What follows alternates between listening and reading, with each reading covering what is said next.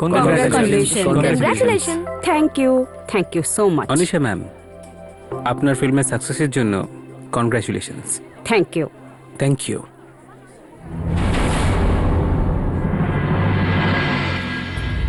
Mayank, yes ma'am. তুমি আমার manager না? তুমি আমাকে না জিজ্ঞেস করে ঈশানকে কেন পার্টিতে ডেকেছো? ম্যাম, আমি ওনাকে কিভাবে না করতে পারি? I am sorry ma'am. এটা তুমি ঠিক করোনি।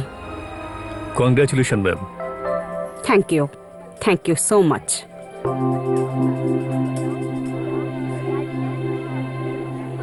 এত কিছু হওয়ার পরেও এতজনের মাঝখানে ও খুশি কি করে থাকতে পারে? যেন কিছু হয়নি। ওকে জানে যে এর উপর কত বাজি রয়েছে? Mayank, yes ma'am. 10 মিনিট বাদে আমার নতুন ছবির অ্যানাউন্সমেন্ট করার আছে।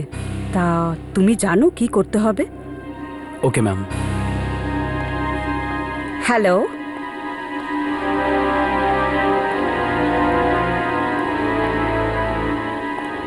তাহলে কি ভাবলে তুমি?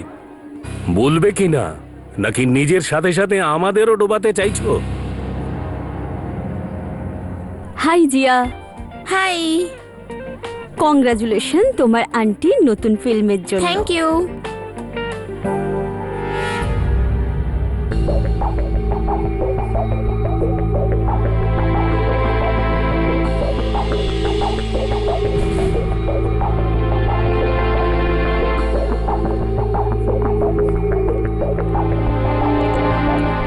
আঙ্কেল দেখুন না, ওই দুজন লোক আন্টিকে অনেকক্ষণ ধরে বিরক্ত করছে।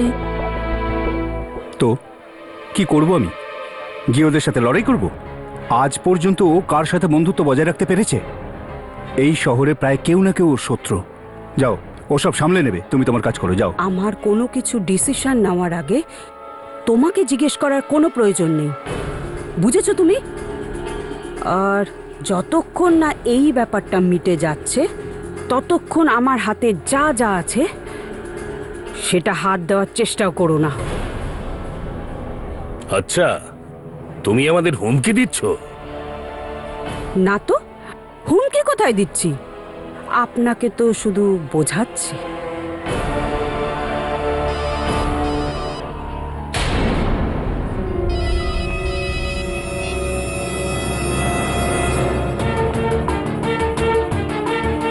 আন্টি, কি হয়েছে আন্টি? কিছু না, তুমি পার্টিতে এনজয় করো, আমি আসছি। কিন্তু aunty, aunty, aunty, aunty. Ladies and gentlemen, তো এখন ডাকবো the leading lady herself, Miss Anisha, যে আপনাদের ওনার আপকামিং ফিল্ম সম্বন্ধে বলবে। তো জোরদার হাততালি দিয়ে স্বাগত জানান miss আনিশাকে।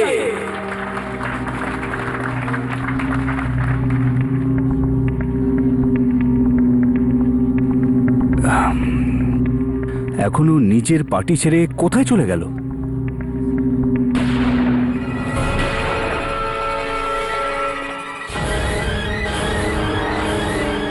Anisha ma'am, aunty, aunty, aunty please উঠুন না আন্টি। আন্টি প্লিজ চোখ খুলুন। আন্টি উঠুন না আন্টি। আন্টি, আন্টি প্লিজ চোখ খুলুন আন্টি। আন্টি উঠুন না। কি করে হলো?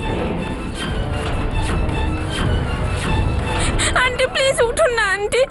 আন্টি উঠুন না আন্টি প্লিজ। আনিশা, জিয়া, কে মারলো আনিশাকে? কে করলো এসব?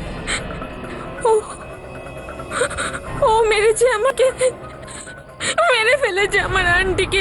এর হাত থেকেও তো রক্ত বেরোচ্ছে। জিয়াকে তাড়াতাড়ি হসপিটাল নিয়ে যাও। Hello, crime unit?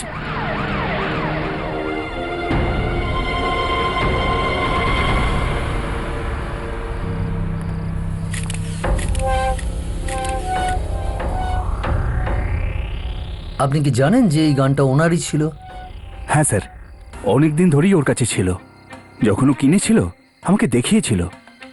আপনি কে? আমি ওর এক্স হাজব্যান্ড। আপনি কি জানেন যে এই গানটা উনি কোথা থেকে কিনেছিলেন? এ মার্কেটে কালো টাকা রেখেছিল। এটা রাখার জন্য ওনার সাজা হতে পারত।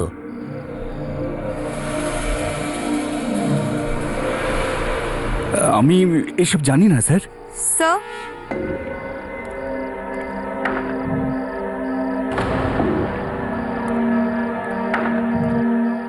এই গুলিটা দিয়েই জিয়াকে মারা হয়েছে, বাট থ্যাঙ্কফুলি খুনির নিশানাটা ভুল ছিল, আর এই গুলিটা হাতটা ছুঁয়ে গাছে গিয়ে লেগেছে। .9mm পিস্তল, এটা পিস্তলের এক ধরনের ব্র্যান্ড। কিন্তু অনিশার মতো সেলিব্রিটির কাছে এই ধরনের বন্দুক কি করে এলো? তার উপরে খুনি ওর পিস্তল দিয়ে ওকেই মেরে ফেললো। খুব আজব লাগছে না? কেউ ওর উপর বদলা নিচ্ছিল না তো? নাকি রেগে গিয়ে বন্দুকটা কেড়ে নিয়ে ওকে মেরে দিল? পাখি, মনে হচ্ছে তুমি অন্তর্যামী। এখন তো শুরু হচ্ছে ইনভেস্টিগেশন। দেখো, আমাদের কাছে দুটো বিষয় আছে। প্রথমত, অনিশার কাছে বিনা লাইসেন্সের এই পিস্তলটা .9mm। দ্বিতীয়ত, একমাত্র প্রত্যক্ষদর্শী সাক্ষী জিয়া। স্যার, এখানে কিছু পেয়েছি স্যার। এটা হাতের মুঠোয় ছিল।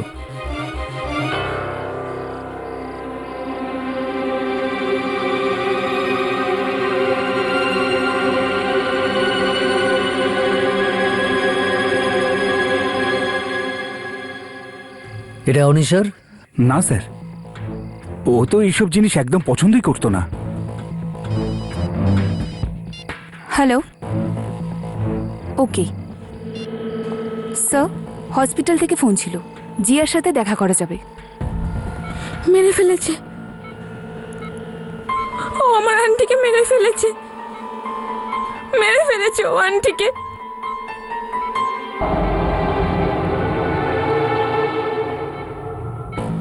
স্যার, জিয়ার অবস্থা মোটেই ভালো নয়। ও বারবার বলছে ও মেরে ফেললো, ও মেরে ফেললো। আপনি কি ডাক্তার? না, কিন্তু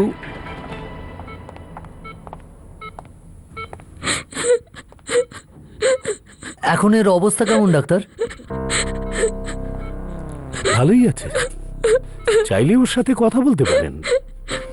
কিন্তু হ্যাঁ, একটা কথা মনে রাখবেন, এমন কোনো কথা ওকে বলবেন না যাতে ওর উপর স্ট্রেচ পড়ে, কারণ ও এখনো পুরোপুরিভাবে শক থেকে বাইরে আসতে পারেনি।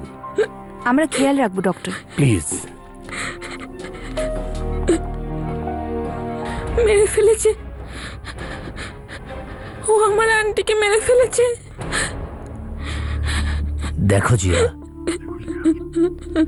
তোমার ভয় পাওয়ার একদম প্রয়োজন নেই। ভয় পেও না। বলো কি হয়েছিল? অফিস অফিস পার্টিতে সবাই খুব আনন্দে ছিল, সবকিছু ঠিকঠাকই চলছিল, কিন্তু হঠাৎ আমার আন্টিকে কেউ ফোন করেছিল। উনি ফোনে কথা বলতে বলতেই খুব ভয় পেয়ে গিয়েছিলেন, তারপর বাইরে চলে গেলেন। তারপর আমি ওনার পিছু করতে করতে বাইরে এলাম, আর ওখানে আমি ওই লোকটাকে দেখলাম। রিল্যাক্স করে বলো, তারপর? আন্টির সাথে আর ওই লোকটার কিছু নিয়ে কথা কাটাকাটি চলছিল, আর এই লোকটা ভীষণ রেগে গেছিল। আমার ফোনটাও ভেতরে ছিল, ওই জন্য কাউকে ডাকতেও পারিনি। আর তার মধ্যে ও নিজের বন্দুক বের করে ও আমার আন্টিকে মেরে দিল। আর যখনই আমি ওর পেছনে ছুটলাম, ও আমাকেও শুট করেছিল। তারপর ওর বন্দুকটা আমার আন্টির উপর ফেলে দিয়ে ও নিজের ফোনটা নিয়ে ওখান থেকে পালিয়ে গেল। স্যার, কেউ খুন করার পর বন্দুক ওখানেই ফেলে ফোন নিয়ে কেন পালাবে? তাও 9mm ব্যান্ডের পিস্তল। হয়তো এই ঘটনার ইনফরমেশন ওর কাছে থাকতে পারে। জিয়া, তুমি তো ওই লোকটিকে দেখেছো, বলতে পারো কেমন দেখতে ছিল? কি ওই পার্টিতে আসা লোকজনদের মধ্যে একজন?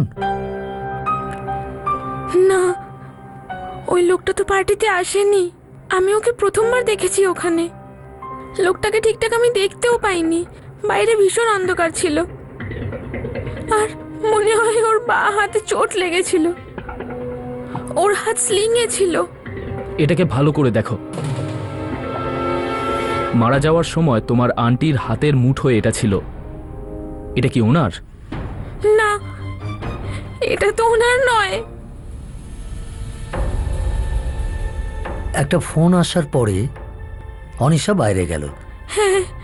তার আগে কিছু হয়েছিল, কিছু মনে আছে তোমার?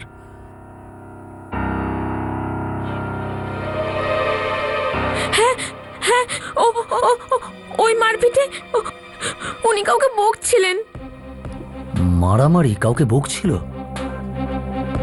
মারামারি খুনির সঙ্গে হয়নি তো? না, অন্য কেউ ছিল। ওটা তো খুনি ছিল না। পার্টিতে আন্টি ওনাকে বকেছিলেন। পার্টিতে আন্টিকে কোনো কারণে খুব চিন্তিত মনে হচ্ছিল, তাই বাইরে অবধি আমি ওনার পিছু পিছু গেলাম। উনি প্রথমে চারদিকে দেখলেন যে ওনাকে কেউ দেখছে কিনা, আর তারপর অন্ধকারে একজন লোককে দেখা গেল। আর আন্টি ওনাকে দেখেই ওনার দিকে খুব রেগে এগিয়ে গেল। আর আমি এইসব একটা গাছের পিছনে দাঁড়িয়ে দেখছিলাম। ওই লোকটা আন্টিকে প্রাণে মেরে ফেলার হুমকি দিচ্ছিলেন। উনি বলছিলেন, হয় সব চুপচাপ বলে দাও যে সব স্টক কোথায় লুকিয়ে রেখেছো, না হলে আমি পুরো জায়গায় আগুন লাগিয়ে দেব, কেউ বাঁচবে না। তখন আন্টি ওনাকে বলল উনি এরকম কিছু করতে পারবে না, সব কিছু রাস্তায় চলে আসবে। আর তারপর ওই লোকটা যখন আমার পাশ দিয়ে গেল, ওনার থেকে মশলার গন্ধ আসছিল। মশলার গন্ধ? এরকম একটা লোক অনিশাকে প্রাণে মেরে দেওয়ার ভয় দেখিয়েছে? তোমার মনে হয় যে খুনি আর ওই লোকটি দুজনে আলাদা আলাদা? I am sorry to say this sir, please এর চাইতে বেশি স্ট্রেস দেবেন না।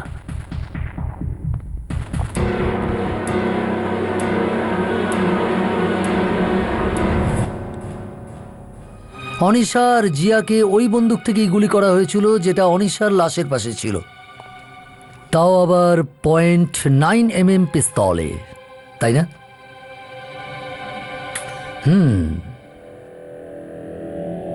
আচ্ছা, ওই কালো সুতোর ব্যাপারে কিছু জানতে পারলে? স্যার, ওই কালো সুতোটা দেখে মনে হচ্ছে কোনো ক্রিমিনালের পুরনো পরিচয়, যেমন জিয়া আমাদের বলেছিল।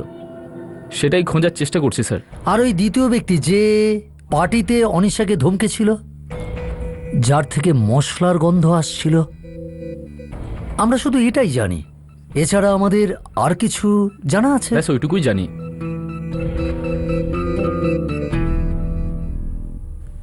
এদের মধ্যে হয়তো খুনির ব্যাপারে কেউ কিছু জানতে নাও পারে, কিন্তু এটাও হতে পারে যে খুনের কারণটা এরা জানে।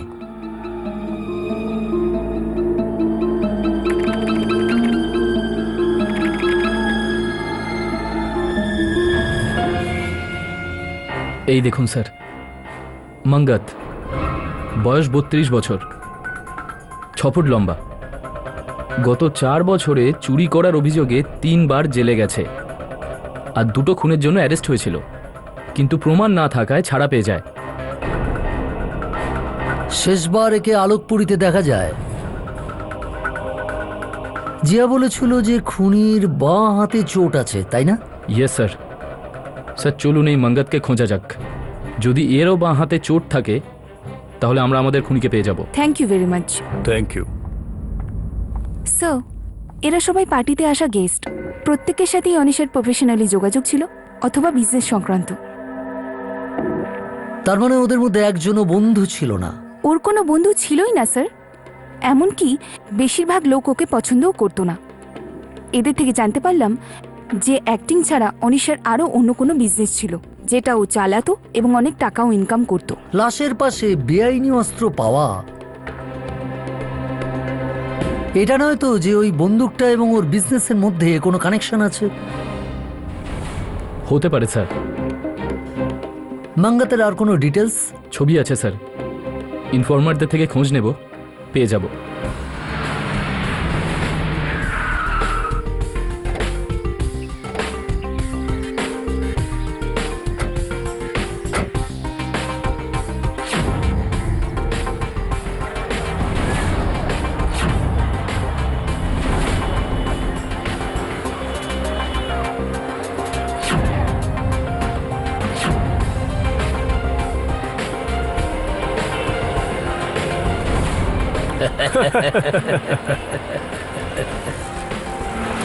মাঙ্গাতের সঙ্গে দেখা করব।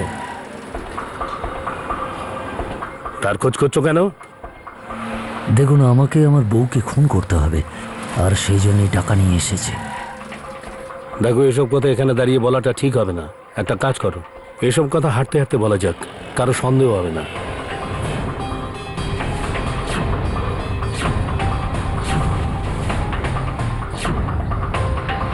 দেখুন স্যার, আমি একদম ঠিক বলতে পারবো না যে ও আপনার কাজ করবে কি করবে না। আসলে ব্যাপারটা কি, এখনো আন্ডারগ্রাউন্ডে রয়েছে। তুমি মাঙ্গাতের কাছে নিয়ে তো চলো, তারপরে আমি দেখে নিচ্ছি। আর আন্ডারগ্রাউন্ডে কেন, কি করেছিল ও? কোলাবাতে যে মার্ডারটা হয়েছে না, তাতে ওরও হাত আছে। আচ্ছা, হ্যাঁ, ঈশার ব্যাপারে কথা বলছে। এখানেই রয়েছে।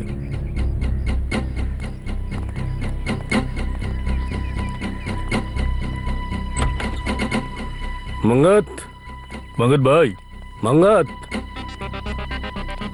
মঙ্গত। আরে, মনে হচ্ছে মঙ্গতকে কেউ মেরে ফেলেছে।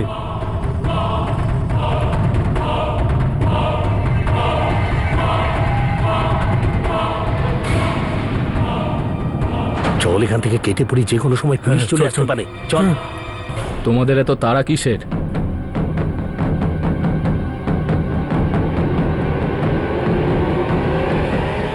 এই হলো মাঙ্গাত, এরই খোঁজ করছিলাম। শরীরে মারামারির কোনো চিহ্ন নেই, মনে হচ্ছে মাঙ্গাত নিজের খুনিকে জানতো।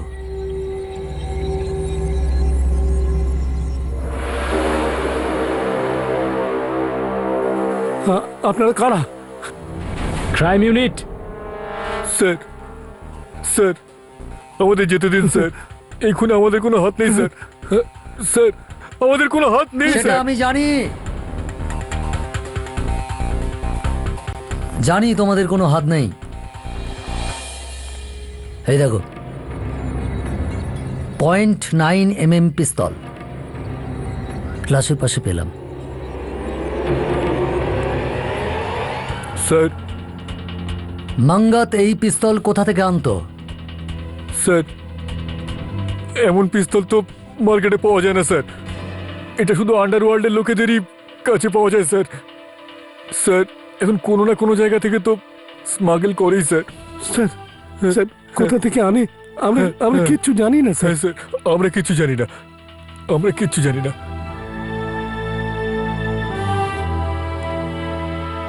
অদ্ভুত কেস,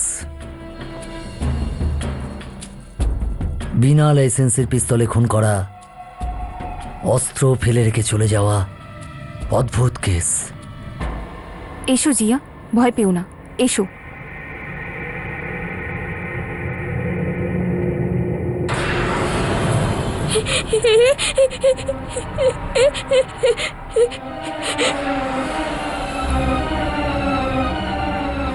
জিয়া, তুমি কি একে জানো? এ কি সেই লোক? এটা তো ওই লোকটাই যে আমার আন্টিকে মেরে ফেলেছে। এটা ওই লোকটাই, ওই লোকটাই এটা। ওকে জিয়া, সামলাও নিজেকে। অনিশার খুনিকে তো পাওয়া গেল, কিন্তু সে তো আর বেঁচে নেই। স্যার, এখন একটাই রাস্তা।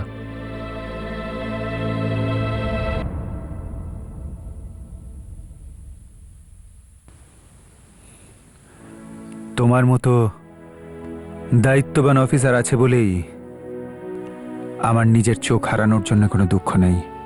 দৃষ্টি ছাড়াই আপনি এত কিছু দেখে নেন যে অনেকবার চোখ থাকতেও কেউ দেখতে পায় না। আরে না না দয়া, তেমন কোনো ব্যাপার নয়।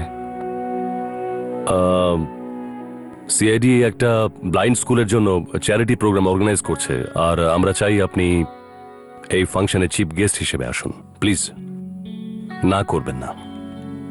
না, আমি না বলবো না। আমি কেন না বলবো?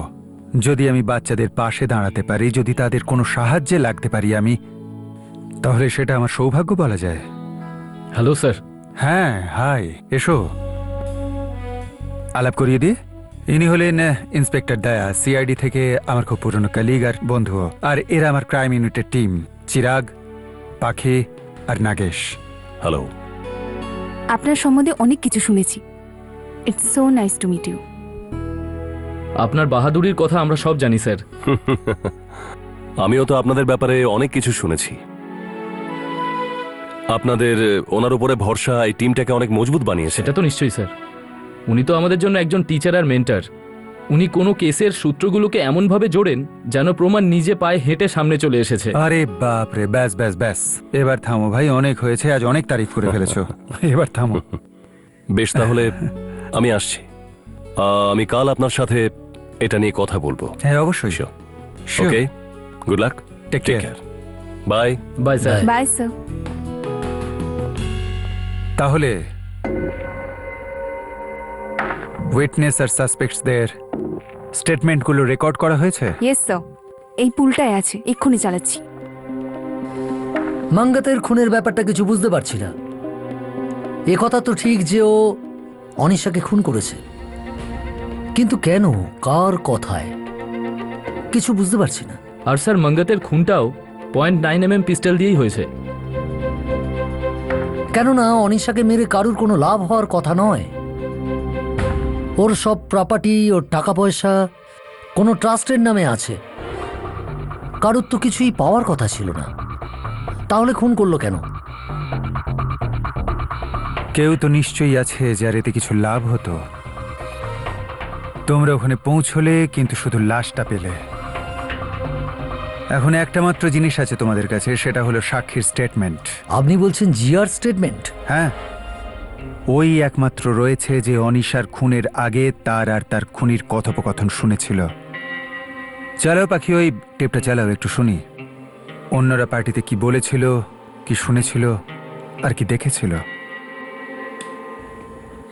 পার্টিতে সবাই খুব আনন্দে ছিল, সবকিছু ঠিকঠাকই চলছিল, কিন্তু হঠাৎ আমার আন্টিকে কেউ ফোন করেছিল।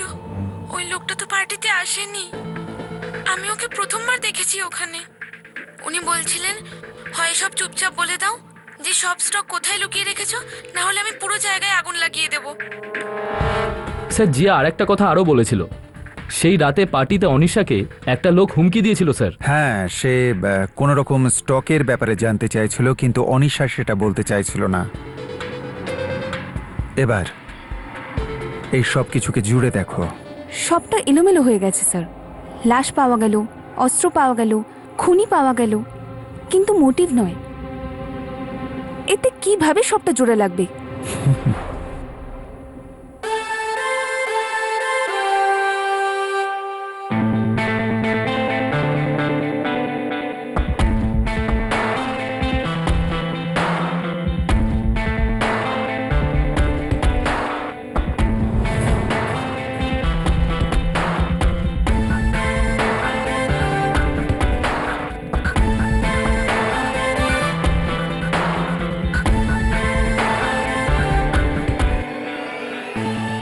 এই ফুলটা, এই ফুলটার নাম জাফরেশিয়া, আর এটা শুধু অস্ট্রেলিয়াতেই পাওয়া যায়। আমি সেই রকম কিছু ফুল সংগ্রহ করছি যেগুলো সব জায়গায় পাওয়া যায় না, সেই জন্যেই এটাকে জোগাড় করেছি। আর এই রকমই কিছু ফুল সামনে পড়ে রয়েছে। ধরে নিলাম আমি যখনই কোনো খুন করি তখন এরকমই একটা ফুল লাশের ওপর রেখে যাই আমি। তোমরা যখন সেই লাশটাকে দেখবে আর তার উপর এই ফুলটাকে রাখা দেখবে, তখন তোমাদের কি মনে হবে? আমি আপনার কথা বুঝতে পারছি। আমাদের প্রথমে ওই ফুলের খোঁজ নিতে হবে, কেননা লাশের থেকে বেশি প্রমাণ ওই ফুলের মধ্যে লুকিয়ে আছে। কারেক্ট। দুটো খুন হয়েছে, আর দুটো লাশের পাশেই পাওয়া গেছে .9mm এর বিনা লাইসেন্সের বন্দুক।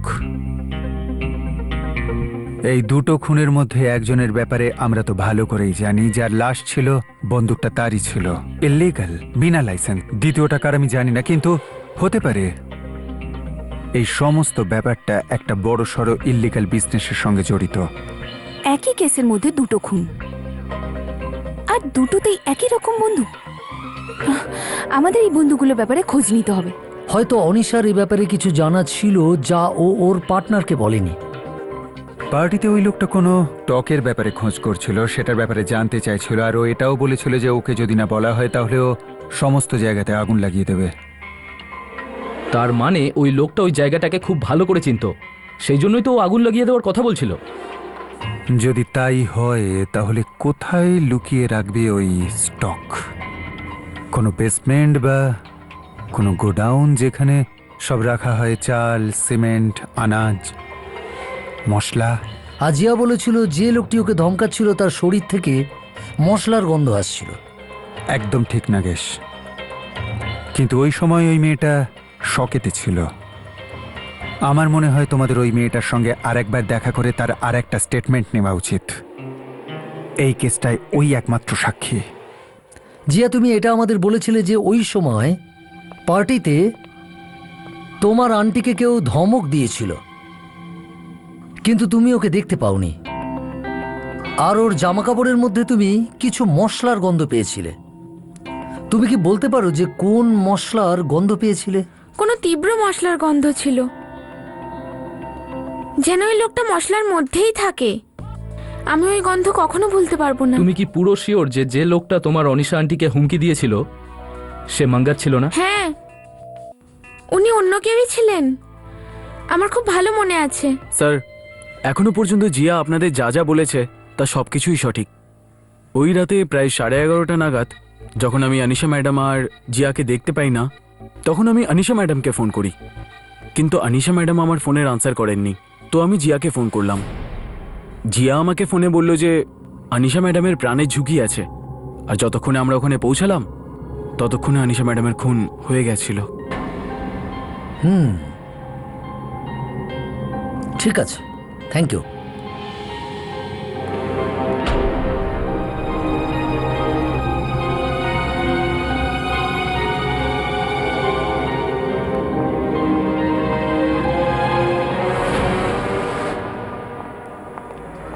চিরাগ। স্যার,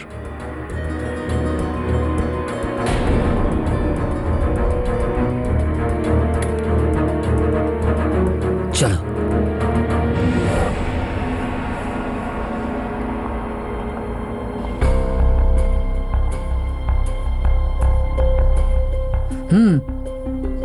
এখানে তো সেরকম কিছু দেখতে পাচ্ছি না। সামনের গোডাউনটা দেখি। Yes, sir.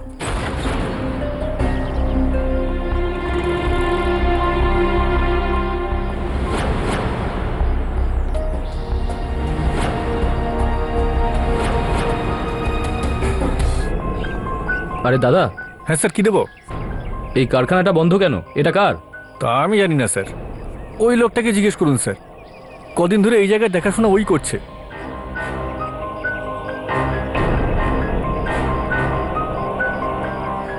বস,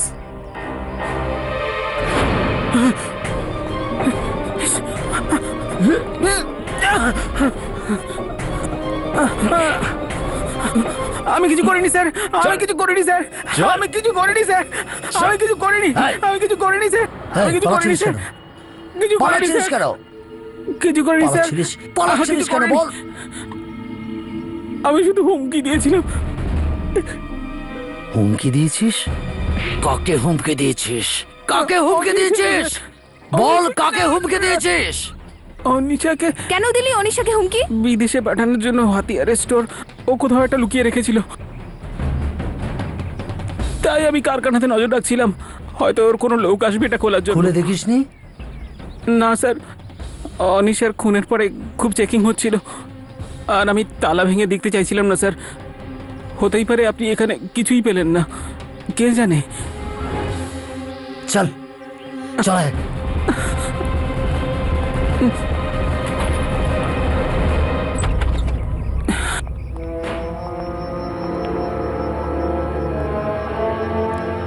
এখানে তো বস্তা আর বাক্সে ভর্তি।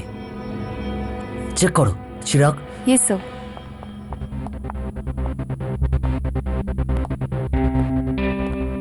আমি তো আপনাকে আগেই বলেছিলাম স্যার, এখানে তো কিছুই পাওয়া যাবে না।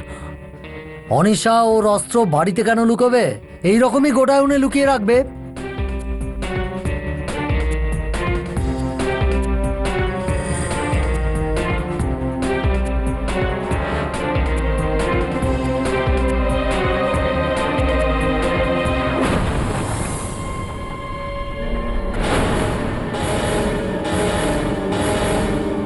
স্যার এই দরজাটা দেখুন।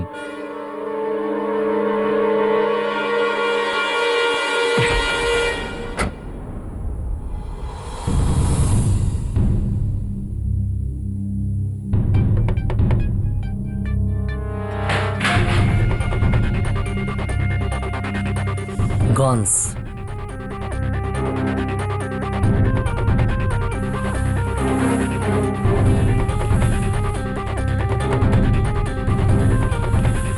তার মানে এই ব্যাপার।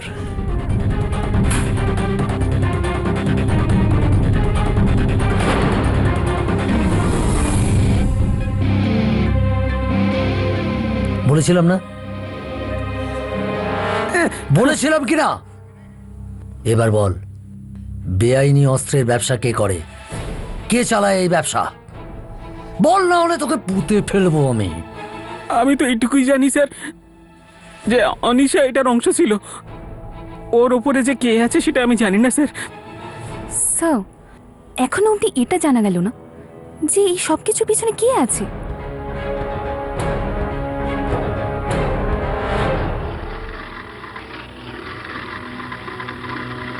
বিনা লাইসেন্সের বন্দুক খুঁজতে খুঁজতে আমরা বেআইনি বন্দুকের গোডাউন পেয়ে গেলাম, কিন্তু ওখানে ধরা পড়া কোনো লোক তার মালিকের ব্যাপারে কিছুই জানে না। আর এখনো পর্যন্ত অনিশার খুনের ব্যাপারে আমরা সেরকম কোনো কিনারা করতে পারিনি স্যার। স্যার, তার মানে খুনি আর স্মাগলার একজনেরও খোঁজ পাওয়া যায়নি।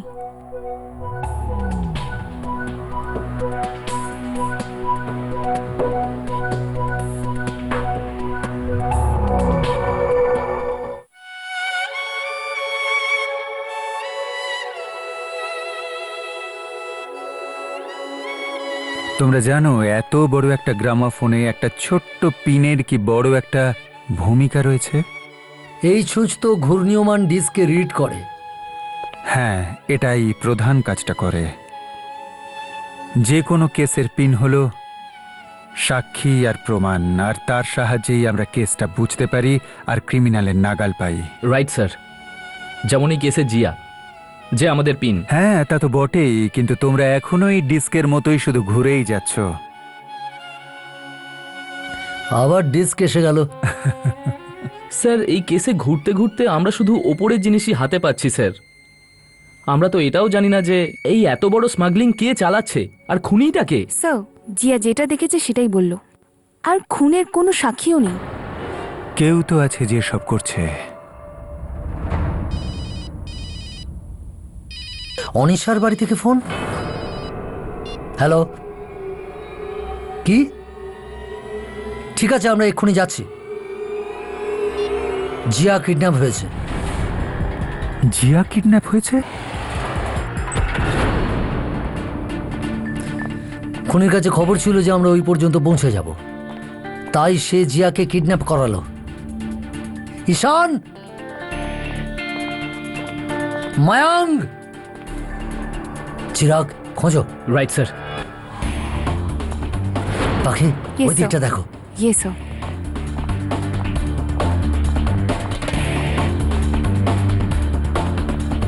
স্যার, এখানে কেউ নেই। স্যার, ওখানেও কেউ নেই। ঈশানকে একটা ফোন করছি স্যার। ওই চাকর বলেছিল যে জিয়াকে কিডন্যাপ করা হয়েছে, আর এখন পুরো বাড়িটা খালি। নিশ্চয়ই কিছু গন্ডগোল আছে।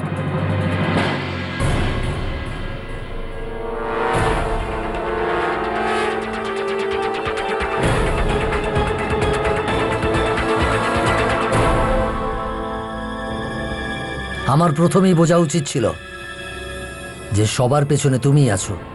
না, ওই লোকটা তো পার্টিতে আসেনি। আমি ওকে প্রথমবার দেখেছি ওখানে। বাইরে ভীষণ অন্ধকার ছিল, মনে হয় ওর বাঁ হাতে চোট লেগেছিল। আমার ফোনটাও ভেতরে ছিল, ওই জন্য ওকে ডাকতেও পারিনি।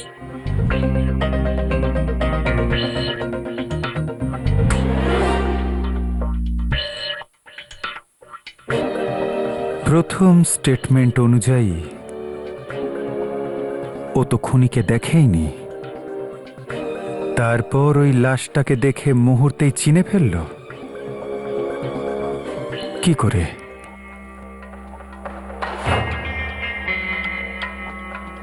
আপনি কি জানেন যে এই গানটা ওনারই ছিল? হ্যাঁ স্যার, অনেকদিন ধরেই ওর কাছে ছিল। যখন ও কিনেছিল আমাকে দেখিয়েছিল।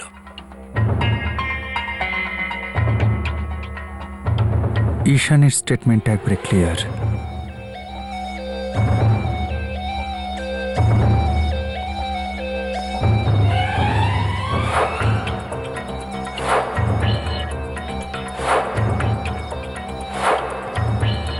স্যার, এখনো পর্যন্ত জিয়া আপনাদের যা যা বলেছে তা সবকিছুই সঠিক।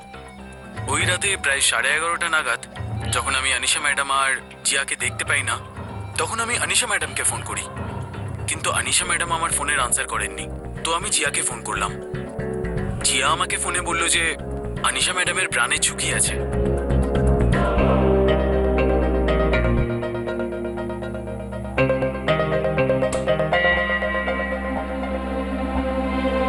জিয়া যদি বাইরে আসে, ফোনটা যদি ঘরে থাকে, তাহলেও মইনের সাথে কথা বললো কি করে? জিয়া আর মইনের মধ্যে কেউ একজন মিথ্যে বলছে, না হলে দুজনেই বলছে।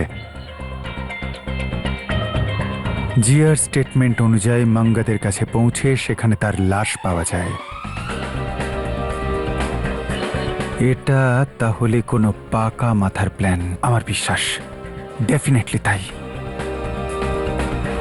জিয়ার কোনো ক্ষতি হবে না,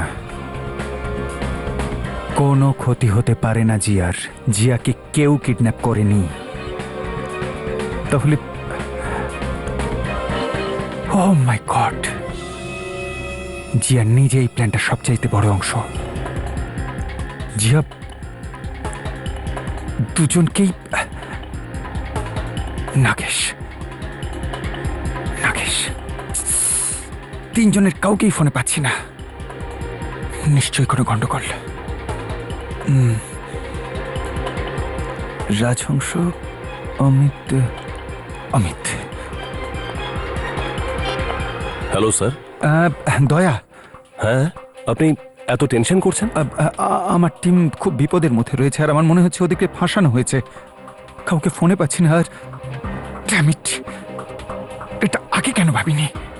কি হয়েছে কি আমাকে বলুন না। তুমি ওই অনিশা মার্ডার কেসের ব্যাপারে শুনেছিলে? হ্যাঁ, মানে যে ইনভেস্টিগেশনটা নাগেশ, চিরাগ আর পাখি করছে, ওটাই। আমার মনে হয় তিনজনকে ফাঁসানো হয়েছে, আর এই অপরাধী শুধু খুনি নয়, একজন বন্দুকের স্মাগলার। এটা কোনো ছোটখাটো গ্যাং নয়। তিনজনের জীবন বিপন্ন, আর কাউকে ফোনেও পাচ্ছি না। দয়া, হ্যাঁ, তুমি আমায় সাহায্য করতে পারো? Of course sir. আপনার টিম আমার টিম স্যার। বলুন আমাকে কি করতে হবে। হ্যাঁ স্যার, হ্যাঁ আমি এখানে পৌঁছে গেছি। হ্যাঁ, দেখে বলছি আপনাকে। ওকে ওকে।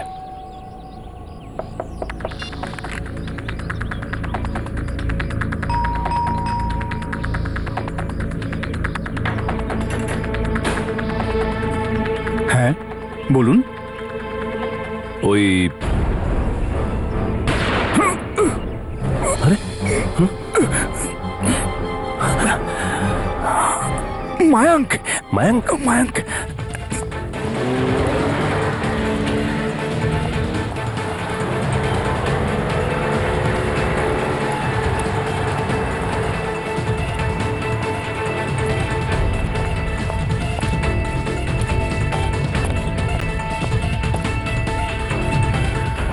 আপনি ঠিক আছেন? দেখান, হাত দেখান। গুলি ভেতরে জানি, ছুঁয়ে চলে গেছে। আমি ঠিক আছি স্যার, কিন্তু জিয়ার মায়াঙ্ককে আপনি ছাড়বেন না স্যার। আপনার 3 অফিসারকে ওরা আটকে রেখেছে। কি? ওদের প্রাণের ঝুঁকি আছে। আপনি ওখানে যান স্যার, ওদেরকে বাঁচান। আমি ডাক্তারকে ডেকে নেবো স্যার। আপনি ওদেরকে বাঁচান প্লিজ। প্লিজ, আপনি আপনার খেয়াল রাখুন। হ্যাঁ স্যার।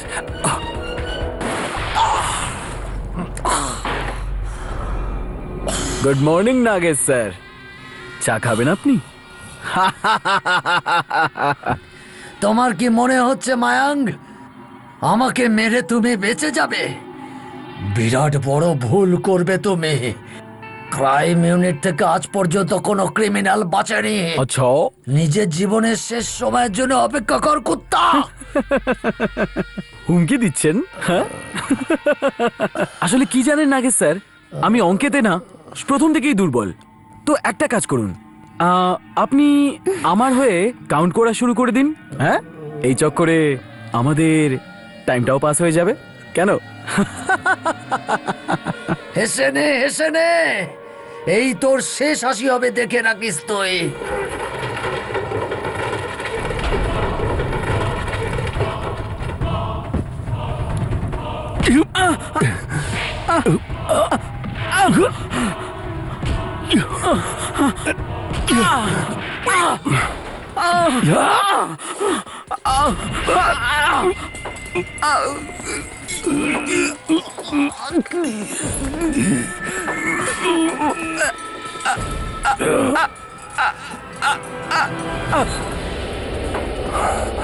হে, ওপরে তোলো নাকি?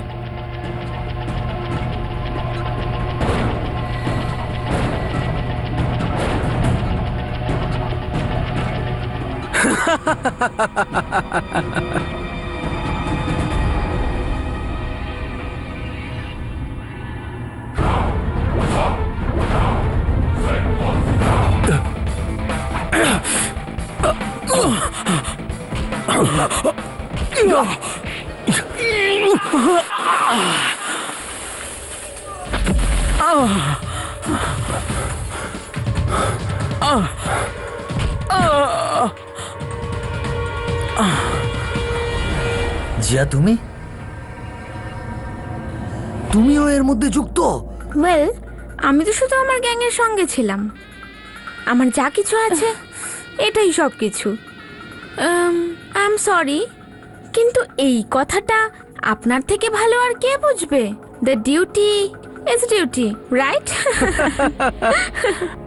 খুব ভালো জিয়া, খুব ভালো। কি কাজ করেছো তুমি? হ্যাঁ, জিয়া কিডন্যাপ হওয়ার নাটক করলো আর তোমরা পাগলের মতন প্রাণ দিতে এখানে চলে এলে।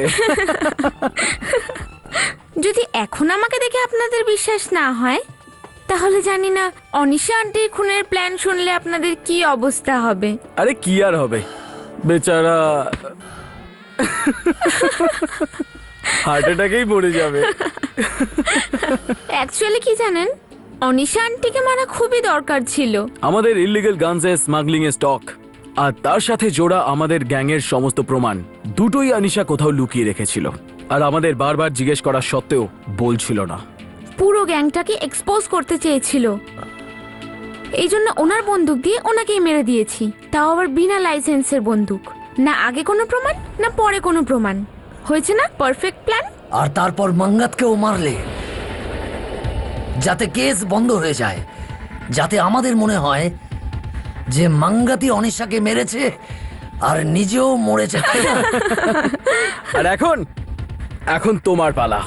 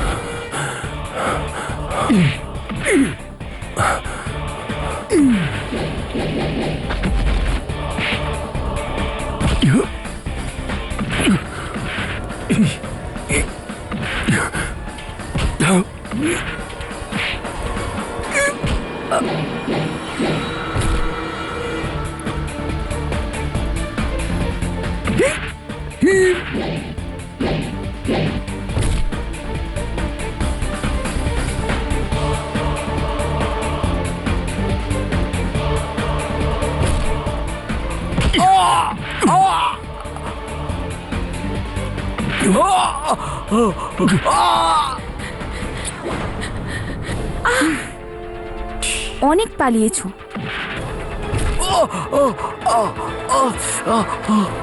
এই যে আমাদের অতিথি, হ্যাঁ চিরাগ, তোলো ওকে। হট। খুব ভালো করে খাতির যত্ন করব।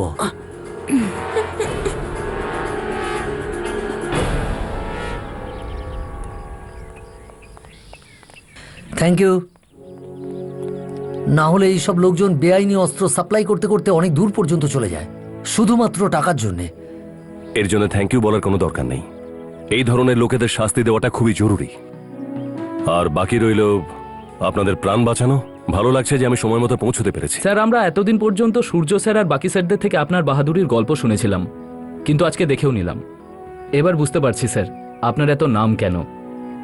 যতক্ষণ আপনি আর সুরিয়া স্যারের মতো অফিসাররা আছে ততক্ষণ পর্যন্ত সাধারণ মানুষরা শান্তির ঘুম ঘুমোতে পারবে। রিয়েলি। স্রেফ আমার আর ওনার মতো অফিসাররাই নয়, আপনাদের মতো দক্ষ অফিসাররাও। আপনারা এত বড় প্রাণের ঝুঁকি নিয়েও শেষ পর্যন্ত লড়ে গেছেন। এটা কি কোনো বাহাদুরি থেকে কম কিছু? হ্যাঁ, আসলে স্যার আপনাদেরকে নিয়ে খুবই চিন্তিত আছেন।